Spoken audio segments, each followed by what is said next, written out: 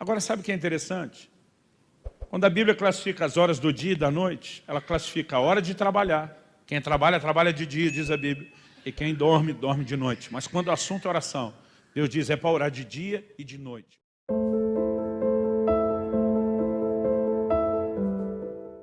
Evangelho de Mateus, capítulo 26. Nós vamos ler a partir do versículo 36. O texto diz assim: em seguida foi Jesus com eles a um lugar chamado Getsêmani, e disse aos seus discípulos: assentai-vos aqui enquanto eu vou ali orar. E levando consigo Pedro e aos 2 filhos de Zebedeu, que eram Tiago e João, começou a entristecer-se e angustiar-se. Então lhes disse: minha alma está profundamente triste até a morte. Ficai aqui e vigiai comigo. A ordem de vigiar é claro. Adiantando-se um pouco, prostrou sobre o seu rosto, orando e dizendo: meu Pai, se possível, passe de mim esse cálice. Todavia não seja como eu quero, e sim como tu queres. E voltando para os discípulos, achou-os dormindo. E disse a Pedro: então, nem uma hora pudeste vós vigiar comigo? Vigiai e orai, para que não entreis em tentação. O espírito, na verdade, está pronto, mas a carne é fraca.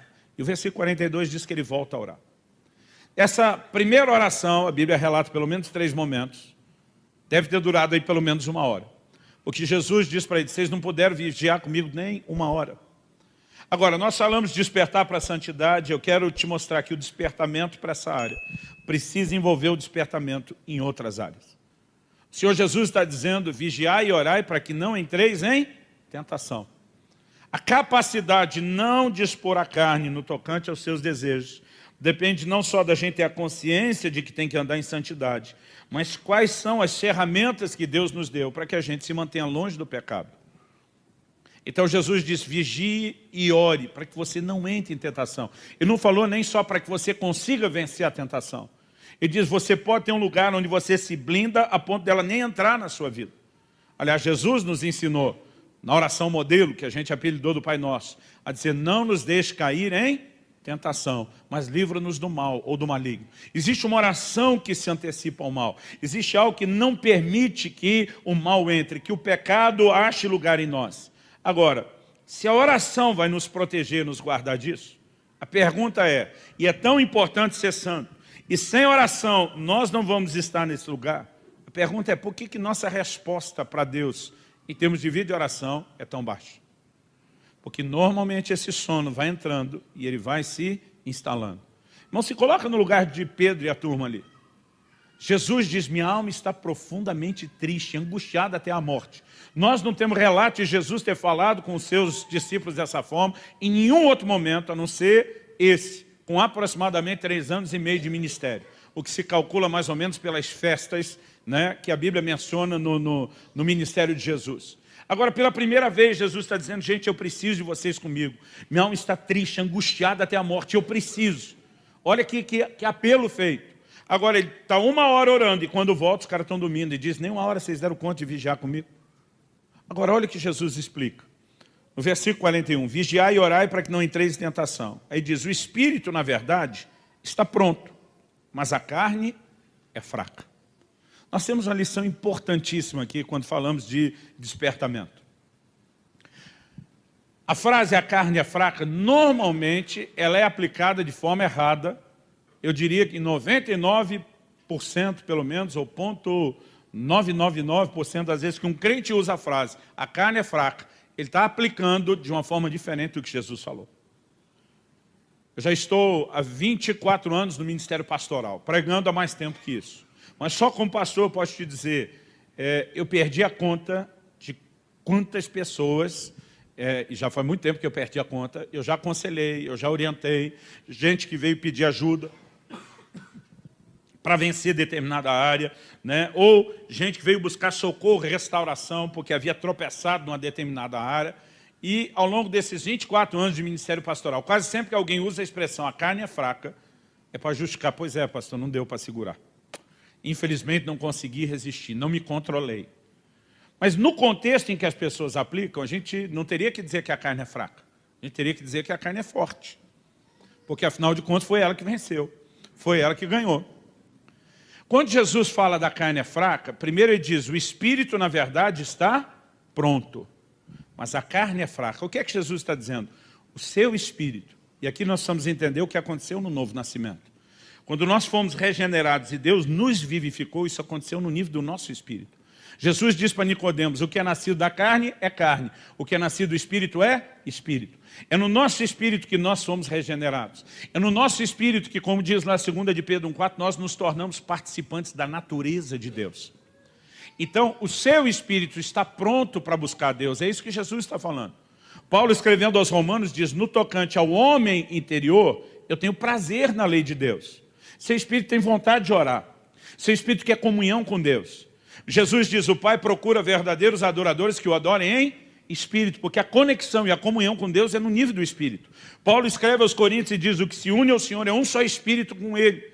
O seu espírito, querido, quer Deus, ele quer oração, ele quer a palavra. Paulo diz, no tocante ao meu espírito, eu tenho prazer na lei de Deus. Ele diz, o problema é que eu vejo na minha carne uma outra lei guerreando contra a do meu espírito.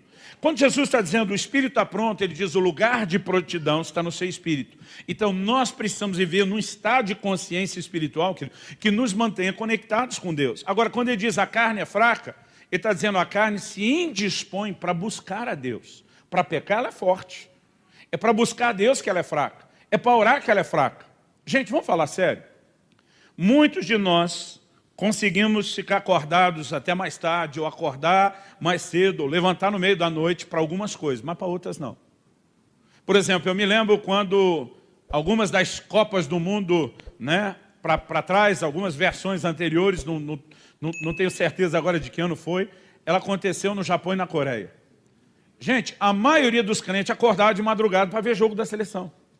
Agora, sabe o que é engraçado? É que a maioria dos crentes que acordam para ver jogo diz que não consegue acordar para orar. Porque ele tem sono. Mas para acordar, ver jogo, conseguia. Né? Alguns dizem, não, pastor, olha, deu tal horário, o sono bate, eu não consigo ler a Bíblia. Mas se o cara está na frente da televisão, ele fica acordado. A pergunta é, o que muitas vezes nos dá a força e a capacidade de vencer o sono e o que não? Quando a própria carne encontra algum tipo de gratificação e prazer, e é isso que acontece quando nós vamos ver um jogo a essa hora da madrugada, né? Ou quando vamos para qualquer outro tipo de entretenimento, ela consegue controlar melhor o sono. Agora, quando o assunto é buscar o Senhor, a carne se indispõe. Então, a mesma pessoa que às vezes fica acordada por outro motivo, não consegue ficar para aquilo que é espiritual, porque há uma guerra. Seu espírito está pronto, é a sua carne que luta contra. Nós precisamos entender, querido, que é despertar para a oração. Entrar num lugar onde a gente diz, a carne não nos governa. Eu vou viver nesse estado de consciência espiritual, nesse lugar de resposta para Deus. Irmão, a vida de oração não é algo fácil. Por mais que a gente saiba que é bom, existe sempre um desafio. Por exemplo, o irmão falou para mim outro dia, pastor, o senhor sempre acorda com vontade de orar? Todo dia o senhor tem vontade de orar? Ou de vez em quando, assim, dá aquela preguiça espiritual?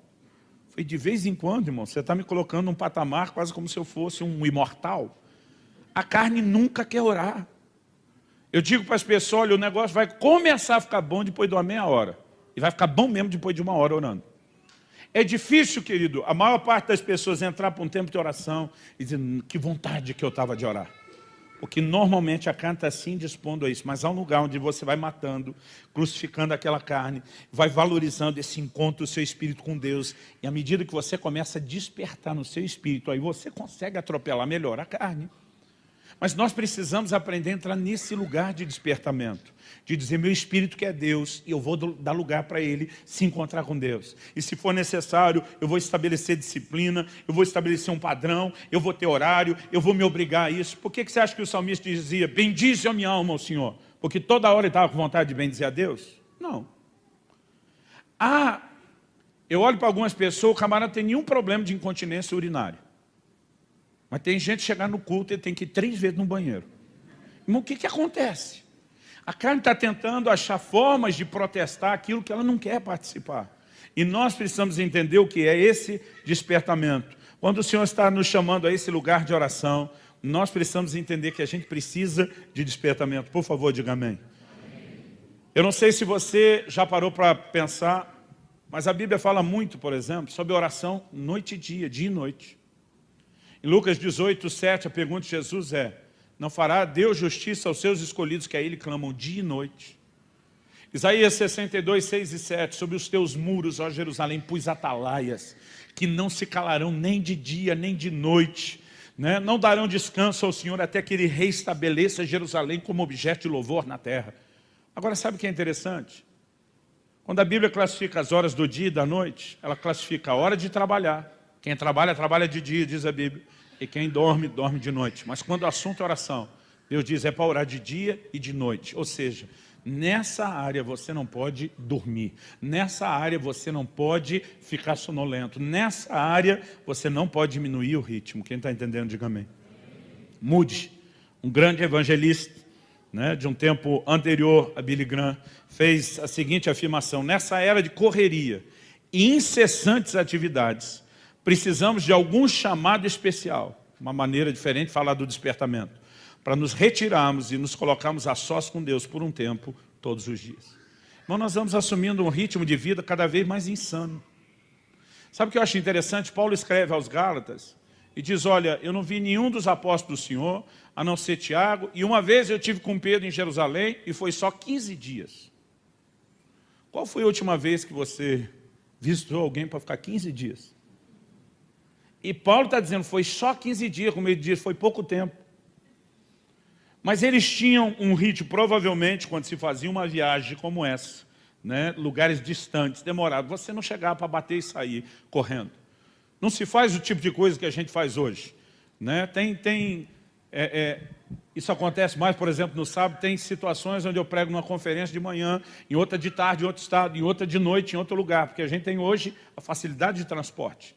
É comum eu pregar no norte, no nordeste do país, no sábado à noite, virar a noite viajando e estar aqui no nosso culto de manhã. Mas até por conta dessas facilidades, a gente vai aumentando cada vez mais. Teve um feriado de carnaval, porque tem muito evento, conferência, que eu consegui a façanha de pregar 14 vezes em 7 estados.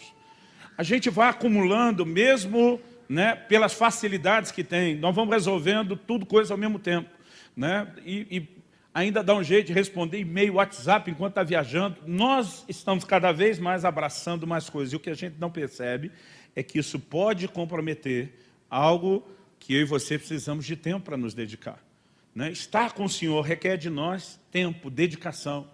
A maioria de nós hoje não visita nem família para ficar 15 dias. Isso mostra que cada vez mais nós estamos num ritmo acelerado. Por um lado, querido, é bom, porque nós conseguimos um volume de conquista e avanço como não se tinha antes. Por outro, nós acabamos às vezes entrando num estilo onde a gente não se organiza e nem se programa para estar a sós com Deus todos os dias. E nós precisamos desse tempo e precisamos despertar para isso em nome de Jesus.